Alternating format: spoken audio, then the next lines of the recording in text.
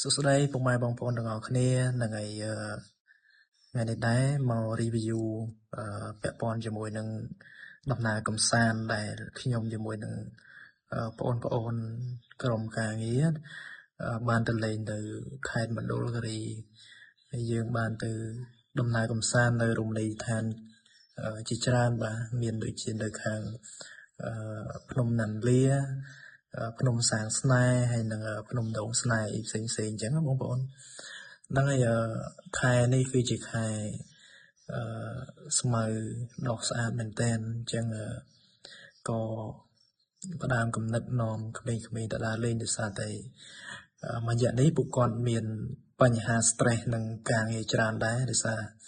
ត្រូវមាត់ពីខ្ញុំច្រើនអញ្ចឹងក៏សម្រាប់ចិត្តថានាំពួកគាត់ដើរលេងអញ្ចឹងណាប៉ុន្តែការដើរលេងហ្នឹងគឺចេញលុយរៀងខ្លួនទេបងប្អូនបាទហើយនេះគឺជារូបថតយើងថតលេងអញ្ចឹងណាយកមកទុកមើលជាអនុស្សាវរីយ៍ហើយក៏មានការសប្បាយខ្លាំងមែនតើបាទ